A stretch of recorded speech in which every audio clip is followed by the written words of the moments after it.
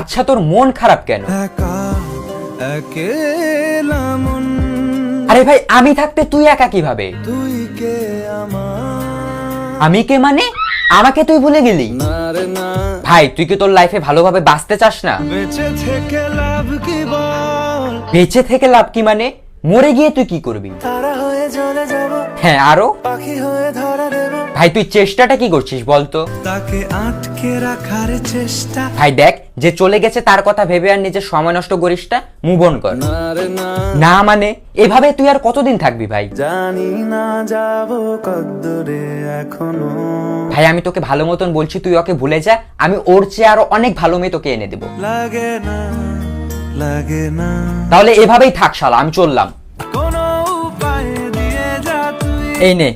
আচ্ছা চল।